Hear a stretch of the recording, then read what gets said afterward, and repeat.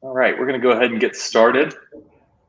And this morning, we're going to talk about future pictures. So we have a few handouts in the handout section that you guys can download at some point during this. They'll make more sense as we go along. But Eric and I are going to give you an overview of how we use future picture statements, future picture narratives in our business. The buzzword in the industry these days is storytelling, and this is really how we incorporate storytelling into our growth plans for ourselves and for our customers. If you guys are a current customer of ours, you know that these future pictures kind of paint a picture of what success looks like in the future and some of the journey to get there. So we're going to go over some details on how to create these for your business. I think in our example, we have a personal example. You can incorporate these into your personal life as well. And again, thanks for jumping in this morning.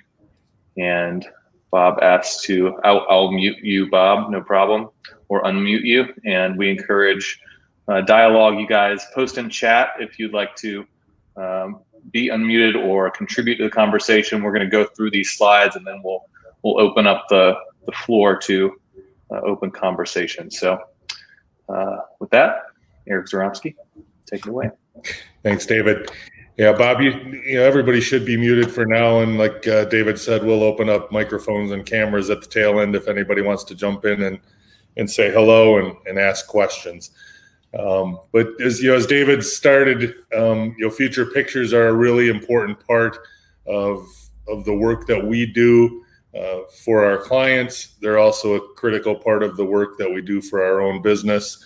And we found it to be a really strong process and technique to get a team of people on the same page. And that's really ultimately the goal of this. So future picture tells a story. David mentioned, the buzzword of storytelling, and storytelling is important because it works. It's been working for thousands of years, and a future picture is a story about where you want your business to be, or where you want to be personally at some point in time in the future, whether that's months from now, years from now, but it creates a common vision of where you're trying to head, either as an individual or as a team. And it's really designed to get you what you want. I think many of the people on this call would put themselves into the visionary category. And, one of the toughest things about, having a visionary brain is getting other people to see what you see. And that's really what future pictures can help you do.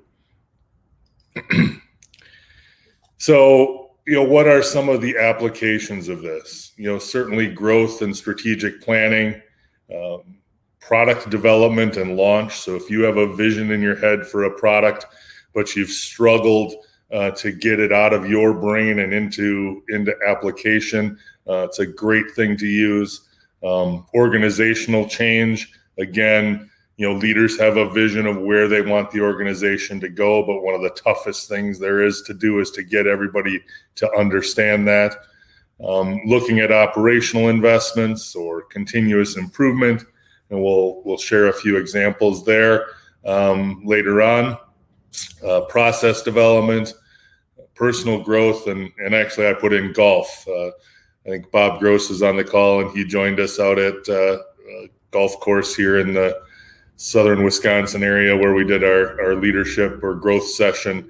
And that's why the example that I'm going to use today is about my personal golf game. I figured that's the best way for me to articulate a vision in my head that I've struggled to achieve.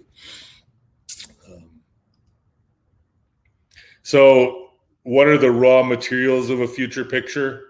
They really start with a SMART goal. And we'll talk a little bit about what the SMART stands for if you don't know. Taking a look at really understanding what are your desired outcomes, and then what are the actions or the drivers that you need to do in order to get the outcome that you want and make this future picture real. It's really important to understand, what are the things that you can do? What are the levers that you can pull in order to get what you want as an owner or a leader? And then ultimately a time horizon. Unless it has a time horizon, it's not really real. And the idea is that you're going to go back and pull out this future picture, at your time horizon. So if that's 3 months, you do it at 3 months. If it's a year, you do it a year, and you read it, and you want to feel like you accomplished a lot of the things that you laid out in that future picture. Again, either as individually or as a team. So SMART goals, I'm guessing a lot of you are pretty familiar with this.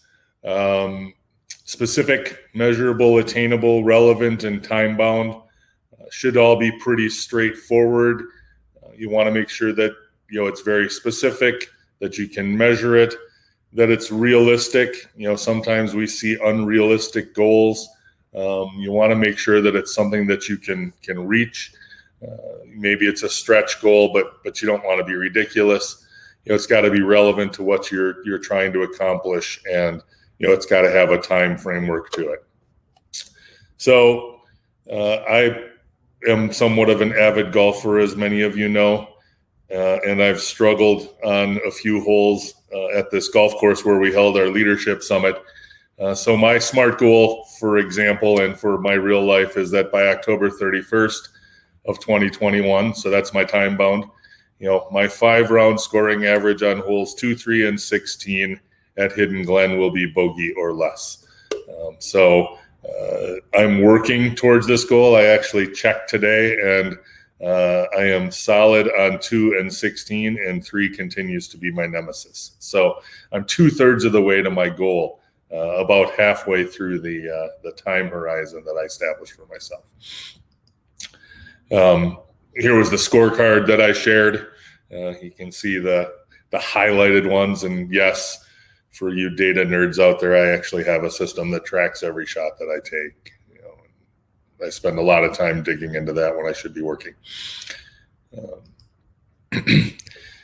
So looking at, kind of the ingredients of this, we talked about the SMART goal.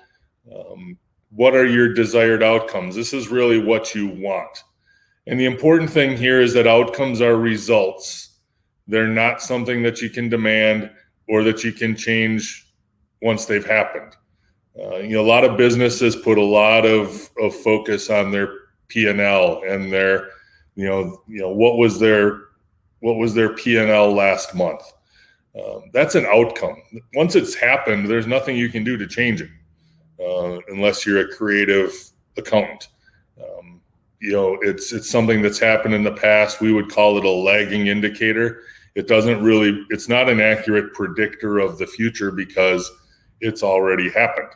So when I looked at my desired outcomes for my golf related future picture, I want fewer double bogeys plus, less penalty strokes, and a stress-free experience, because having stress in golf is not a good thing, and I tend to have a lot of it.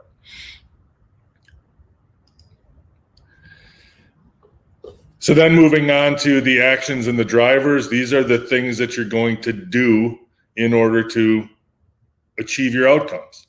They're the levers you can pull, they're the actions you can take to deliver on what you want. And ultimately, that's what this is about. It's what you want, it's what your team wants. It's making progress, with a common vision. So basics for me: relax and breathe. I tend to hold my breath. I tend to pick stupid shots. I tend to try to be a hero. All of those things, along with reframing expectations, which I think is the attainable part, are important parts of the actions or the drivers that I identified during this future picture. And then ultimately, the time horizon, pretty straightforward. When are you going to start? When are you going to, go back and do the second blessed reading of the future picture? And then, an important aspect of this is you should really report out on it to someone that's going to help hold you accountable. Again, whether that's the team, or if you're doing this for yourself, have a coach, have a friend, have somebody that you're going to say, hey, I said I was going to do this. Let's read this together, and let's kind of evaluate the progress that I've made on this situation.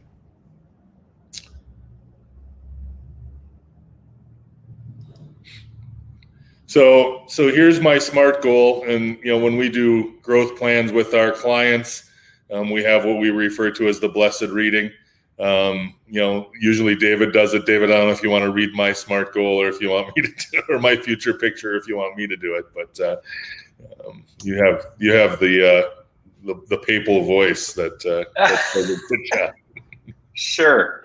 I'll jump in here. So on August 17th, 2021, I kicked off my new Goodbye Double Bogey campaign with a clear goal of lowering my 5-round scoring average on my nemesis holes 2, 3, and 16 to bogey or less. I tackled these holes with an entirely new strategy and attitude. Led by my desire for stress-free golf, I successfully reframed my expectations for these holes. Bogey is great. Anything better is a bonus. Anything worse will average out. I simplified my approach to these holes by making smarter, more thoughtful club and shot selections with safety and penalty avoidance as the primary influencers of my actions. I didn't try to go pin hunting or be a hero on any shots. I learned to enjoy these holes despite their inherent challenges. There's more. I went on mute. With my effort, while my effort is a lifelong challenge, on Halloween 2021, I milestoned my progress. I'm happy to say that double boxes are gone from my 5-round average. Is that a real word? Or is that a Arcos scorecard for Hidden Glen? In early November, I proudly reported my progress to all the 2021 Leading Growth Summit attendees. Looking back, I'm proud of the progress I've made, thrilled by the clarity of focus, and excited for the future. Thanks, David. Nice job. So that's my example future picture, and I know that for me it paints a very vivid picture in my head of what I need to do. Reading this again or hearing David read it again makes me realize that yes, I indeed tried a hero shot on 3 and the other day and got away with it, but probably shouldn't have. Again, it's, this is just an example, obviously one that's probably not directly applicable to everyone here. But I did want to illustrate the fact that, yes, you can use it, in business. You can also use it to help, impact, personal goals that you may have.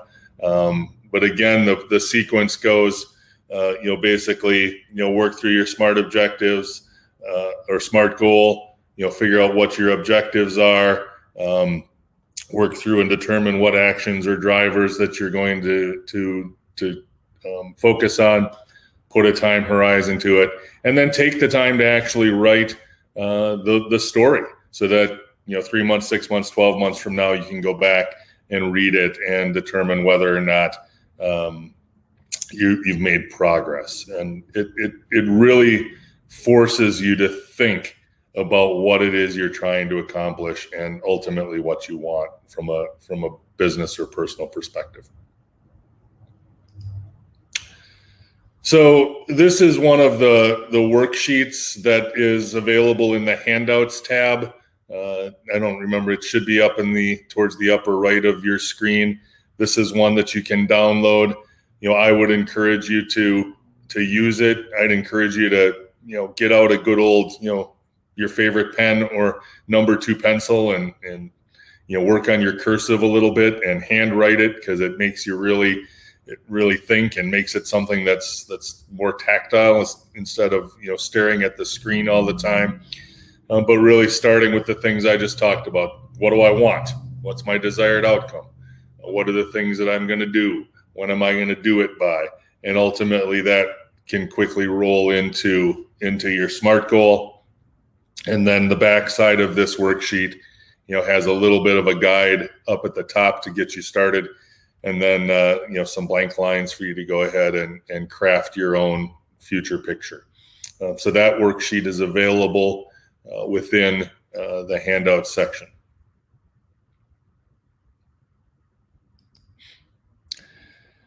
And I wanted to talk a little bit about another tool that we use that we call a focused future picture. Most of the future pictures that we develop with the clients that we work with at the VX Group span a year, but there are oftentimes initiatives that arise within the course of working with someone that really requires its own focused future picture. And we found this tool to be very successful in taking significant initiatives within a business and providing a picture for the team so that ultimately you can begin a more focused, structured execution of something that's really important to your business. Why is Wile E. Coyote on there? Well, I just kind of sanitized a focused future picture, and our favorite sample company is, of course, the Acme company, makers of all things designed to kill roadrunners, but instead blow up coyotes. So I'll walk you through a little bit about this, how this works. And this might be a little bit tough to see or read, and I'm certainly not going to read the whole thing, but basically, this is Wile E. Coyote wanting to go into the e-commerce world. The Acme Corporation figures coyotes are getting computers, so they wanted to roll and launch a phase one of an e-commerce program. So it walks through, and again, looking at this on 12/31/2021. So we're looking forward in this case, 4 or 5 months, and the idea would be on, probably not going to do it on New Year's Eve, but somewhere around that time frame to pull this out, read it, highlight the things that you're proud of, highlight the things that you still think are a work in progress or maybe have changed. But this is an example future picture. It is also available in the handout section as well as a PDF. If you want this as an editable template, you can just shoot me an email and I can send it to you so that you can edit and create one on your own. So again, starting with the future picture and the future picture narrative. And then what makes this one a little bit more unique is it extends into what we call we wills, which is, it's really that action section. We refer to them as we wills. So we will, clearly define, document, and communicate our 5 or 3-year vision for our e-commerce program. We will define short-term and long-term functional resource requirements, et cetera, et cetera, et cetera. So it's taking that future picture concept and going through and determining, what are the actions that are required in order to make that future picture a reality. So that template is in the handout section as well, and available for you to use in any way that you see fit. And like I said, if you want an editable version, just send me a quick note and I will send it off to you. And that's it. This is a pretty tight topic for today. I think it's one of the most important and one of the most valuable things that we've built and integrated into our business over the last 10 years. And I'm happy to share it, excited to share it. I'd love to see all of you figure out applications to use it because it can be game changing as far as a very simple tool that you can use personally and professionally to drive significant and investments and opportunities within your business.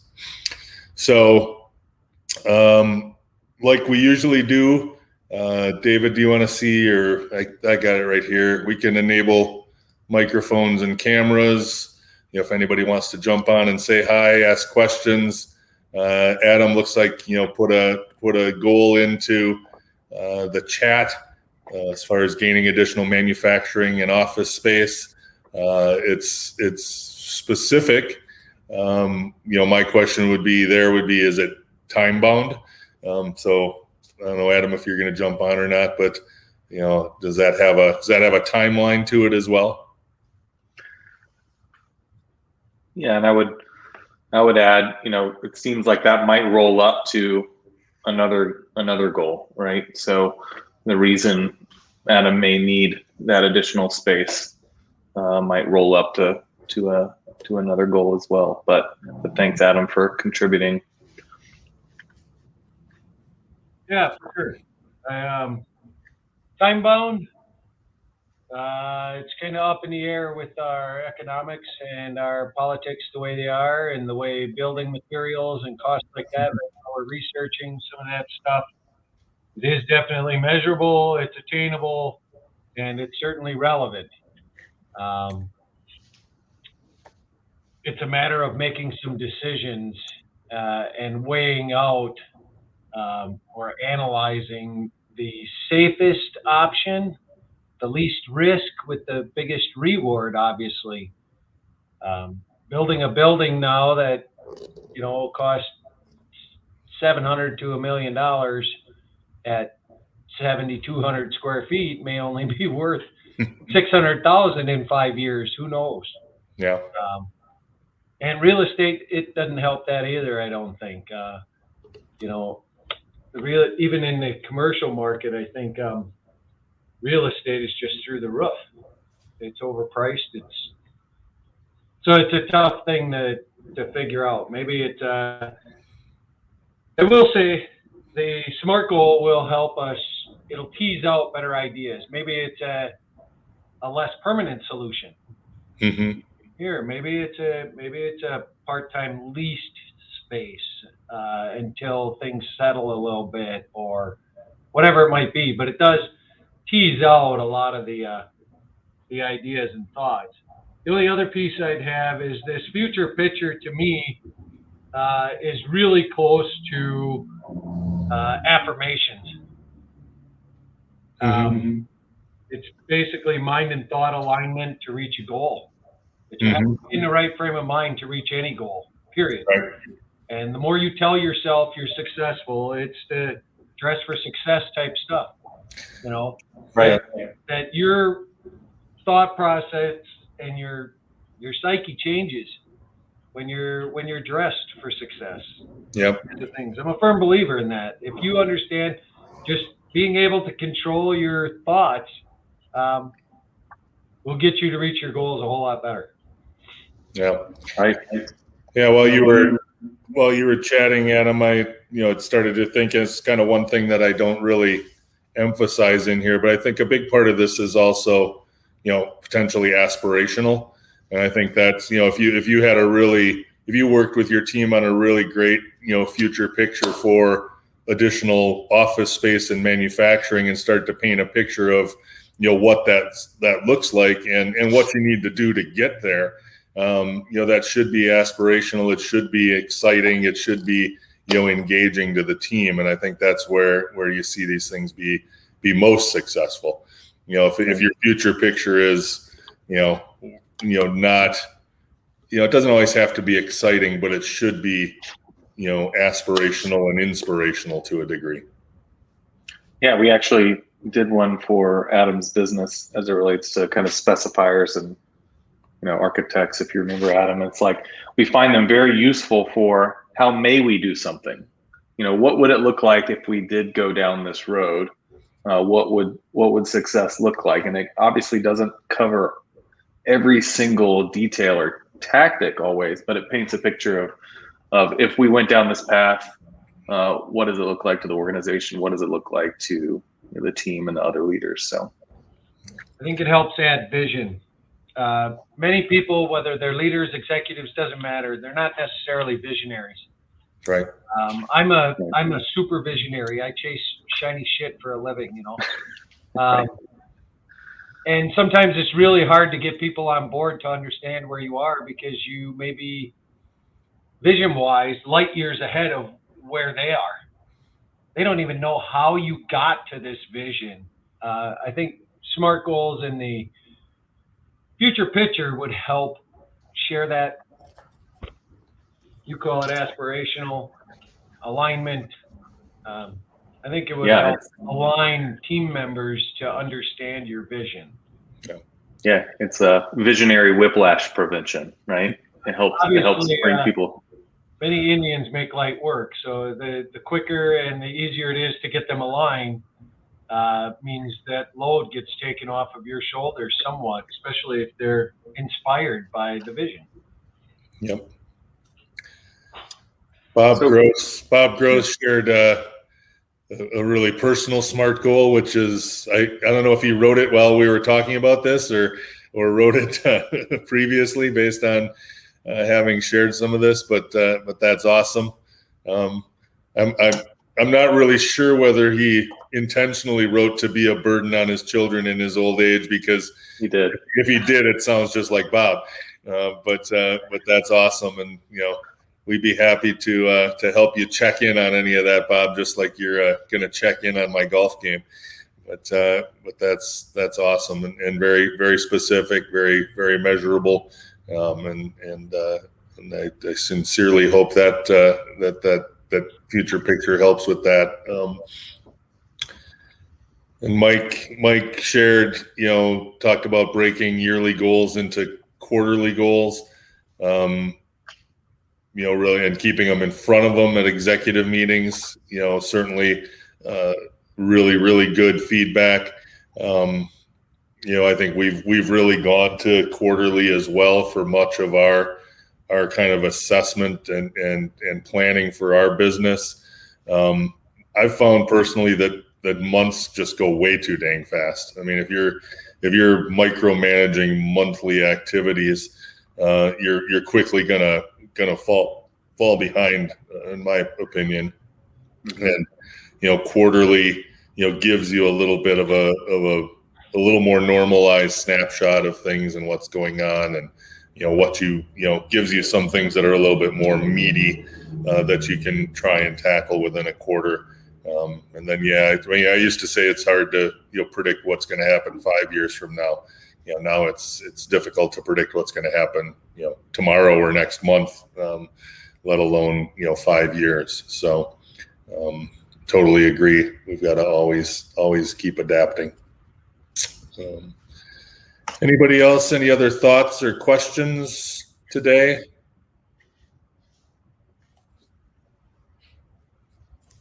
If not, it's a short, tight topic. Like I said, one that I think is critically important. If you'd like any help with this personally, professionally, you want to do a future picture for your business, we're always here to help. You want us to be your accountability coach on your goals or help you with anything, just let us know. We're pretty passionate about this process and this pretty simple tool to help you move your business and your life forward. So with that, we're going to wrap up in a half hour. So I gave you all a half hour of phone time in your Thursday morning, and I appreciate all of you joining, and look forward to talking to you soon.